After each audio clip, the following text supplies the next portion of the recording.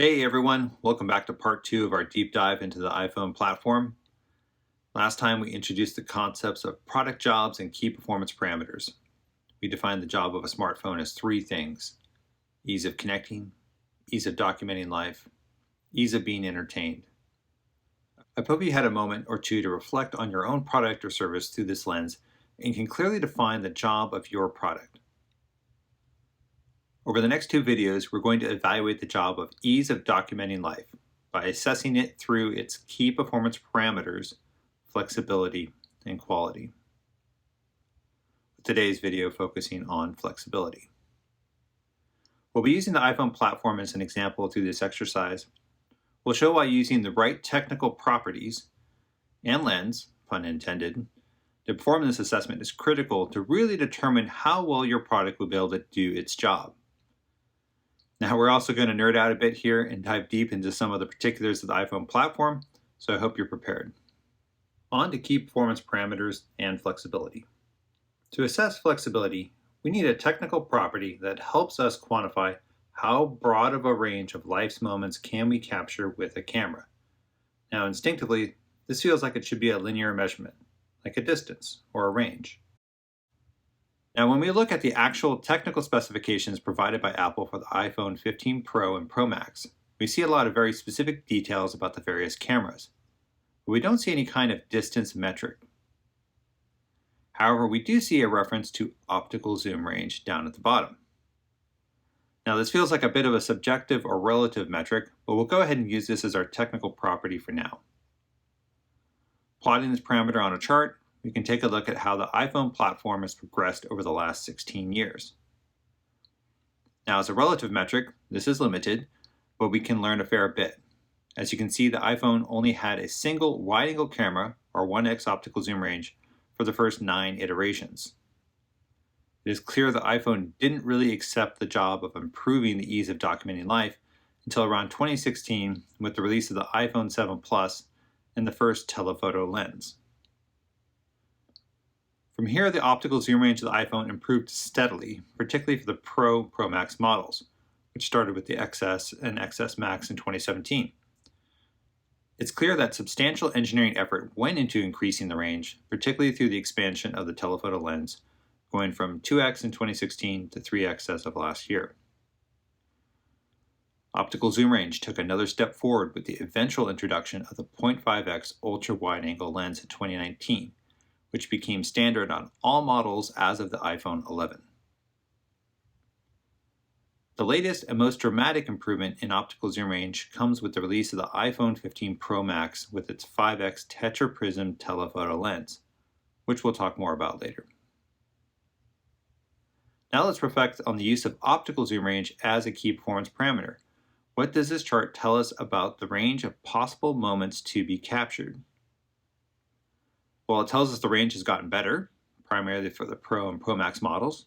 That's nice. We can assume that more optical zoom range means we can now capture moments that are further away or take more detailed images of things up close. But this metric is convoluted by the fact that it includes both zoom in and zoom out capabilities. Also, how do you know how much range is enough? Can we refine this metric to better document the progress Apple has made and potentially highlight gaps or opportunities for growth? I think we can do better, so let's start over. How can we measure flexibility? I want something that is less subjective and something that captures the multidimensional aspect of imaging. Let's start by defining it as an image size at a distance. What do I mean by that? If I translate a given camera's capabilities into a distance and size chart, I can now see how far away and at what size I can capture an image. If my smartphone's only a single 1x wide-angle camera, I'm really limited to only a small subset of moments that I can capture. I can take simple portraits from across a small room, I can take a family photo inside the house, I can capture some landscape scenes. But I cannot capture large scenes that are close up, nor can I capture detailed moments that are far away. By adding an ultra-wide and a telephoto lens to the smartphone, 0.5 and 3x respectively, one can now capture a broader range of scenes: portraits at a distance, group photos in tight indoor spaces, the fast motion of sports. Adding additional lenses or zoom can increase the variety of moments to be captured even further. Portraits can be taken from further away and added a depth of field effect to images. So if you're following me here, the use of the image size at a distance chart gives us a more complete perspective of the types of moments a given camera or camera system can capture. Now we almost have the right key performance parameter. So we now know that we want to quantify how big of an image I can capture and from how far away I can capture it. But we don't want a blurry scene. We want it in detail. Now this is a bit subjective. How much detail do you need to capture a moment? We'll take a little bit of a leap here. Since a lot of moments in life involve other people, let's use a practical human metric for detail. Let's use a skin pore. This gives us a relevant and tangible way to assess the size and distance that a detailed scene can be captured. So, how far away can I resolve a skin pore on someone's face with this camera? Consulting with Professor Google, we learned that a skin pore ranges from 250 to 500 micrometers in diameter. And we need 3 to 4 pixels in order to resolve a circular object from background noise. So for a given digital camera, we need 1 sensor pixel to equate to approximately 60 microns in an image. With this, we'll redefine flexibility as the size and distance at which 1 sensor pixel is equivalent to approximately 60 microns in an image. We now have a reasonable multi-dimensional metric to use. Now, before we get back to the history of the iPhone, a quick note for the non-photographers out there. You've already heard me say things like zoom range, 1x, 2x, etc. To clarify what these mean, the zoom in for the telephoto lenses or the zoom out for the ultra-wide-angle lenses, this multiplier is referring to the relative focal length of a camera to whatever the 1x lens is. In the example shown here, the 1x lens is a 26mm equivalent lens. That means the 0.5x lens is 13 millimeters and the 10x is 260 millimeters. This is important because the x multiplier by itself is useless unless you know the size of the base lens you're dealing with. As I go forward, I'll be sure to mark the 1x lens with the 35mm equivalent lens size for reference. Okay, with that explanation out of the way and with our new definition of flexibility in mind, we can take another look at the history of the iPhone from the perspective of our size and distance chart. Here we have the original iPhone, or 2G as it's known. With its 2 megapixel sensor, it was extremely limited and was essentially a novelty. With a slightly larger sensor, the 3GS increased the utility and flexibility of the iPhone. The iPhone 4 played with the idea of making the camera more of a wide-angle lens by decreasing the equivalent focal length to 30 millimeters. The iPhone 4S really was a game changer and revolutionary at the time. The 8 megapixel sensor, with the help of a tighter lens, pushed the useful range out past 10 feet. Again, when we're referring to useful range, this is the distance at which 1 pixel from the camera sensor is equivalent to approximately 60 microns in image size, the detail necessary to resolve a skin pore. With the 6S, we go back to widening the lens angle and increasing the image size with the help of a new 12 megapixel sensor and a 29mm equivalent lens. The 7 Plus is another big step forward, being the first model to add a telephoto camera with a 2x optical zoom. From here, we'll see the wide-angle camera continue to gradually widen, increasing the size of images to be captured, while the telephoto camera focuses on increasing distance. The 11 Pro introduced the ultra-wide-angle 0.5x lens, allowing for larger scenes to be captured close up, further solidifying the specifications of the wide-angle camera. With the 12 Pro Max, we get a small increase in range with the new 2.5x telephoto camera. But the 13 Pro pushes the range again with a 3x telephoto. And here we are with the latest, the iPhone 15 Pro. While the ultra-wide and telephoto cameras are essentially the same from a size and distance perspective, the wide-angle camera, using only 24 megapixels, is another huge step forward, adding another 5 feet to its range and increasing the image size by almost 10 feet. And the 15 Pro Max, with its new 5x tetra-prism telephoto lens, adding another 20 feet to its range. But it's not until we take another look at the wide-angle camera that one can truly appreciate how big of a step forward the iPhone 15 is from the perspective of flexibility. Another way to increase image size and distance without adding more lenses is to improve the resolution of the 1x wide-angle camera. Here we see the Pro Max chart, updated to show the benefit of using all 48 million pixels of the wide-angle camera. This adds another 10 feet of size and range to this camera, helping it fill in the range gap left by increasing the zoom range of the telephoto camera.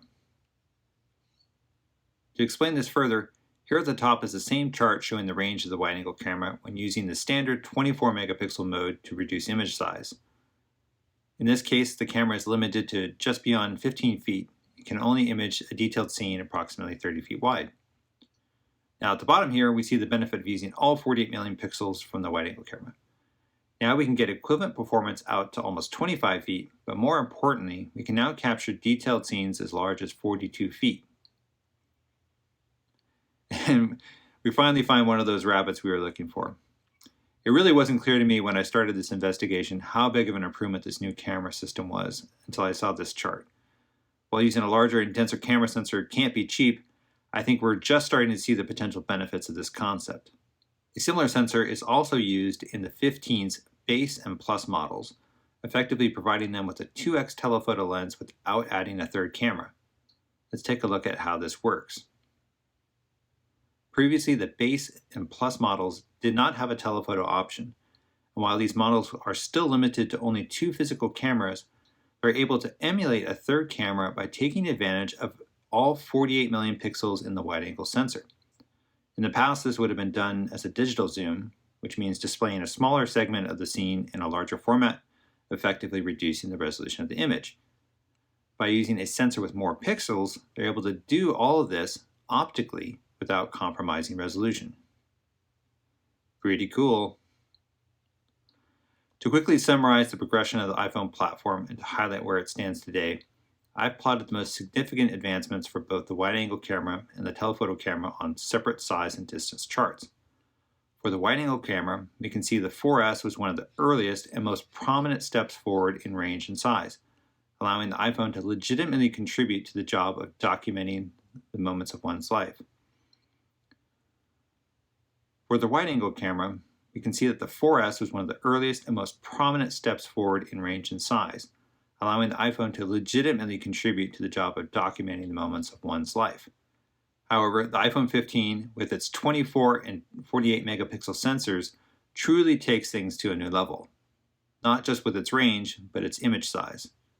For the telephoto camera, we can see a gradual increase in range as we move from 2 to 2.5 to 3x.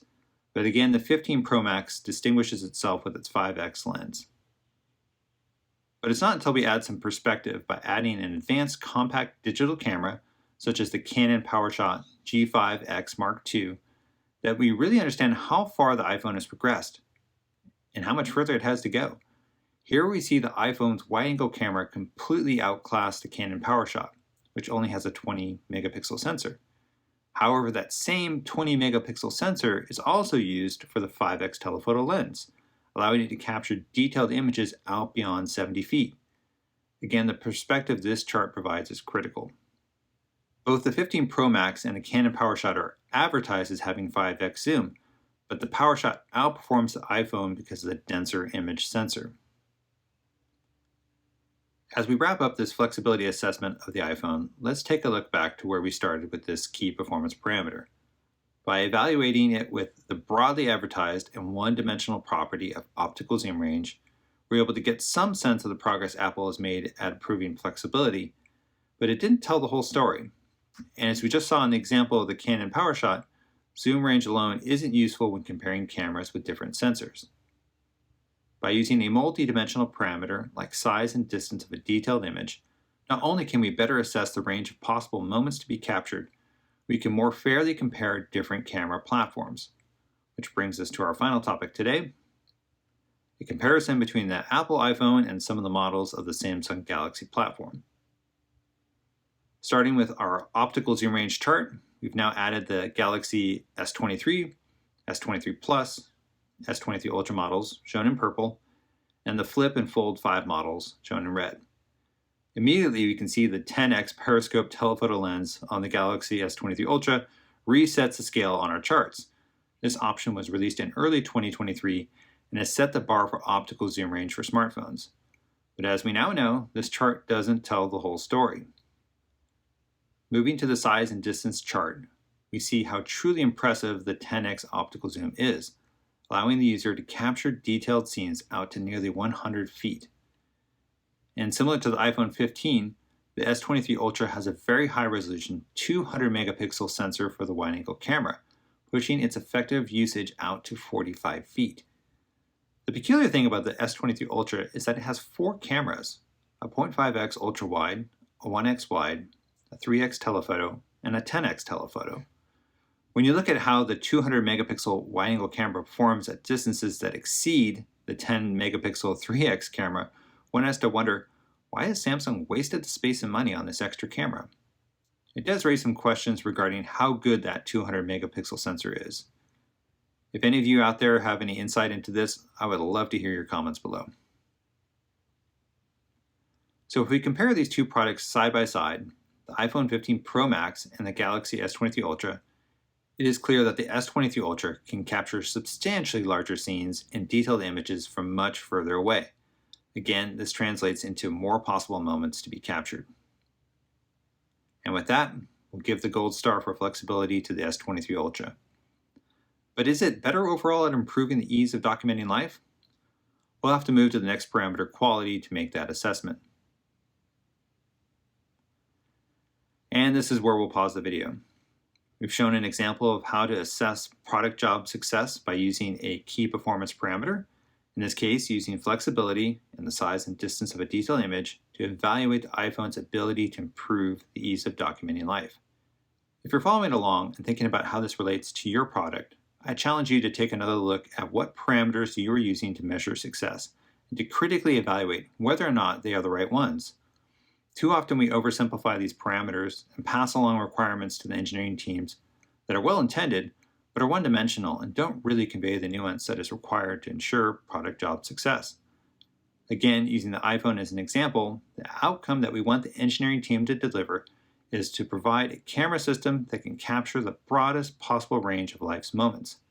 It isn't to provide a camera system with the largest optical zoom range.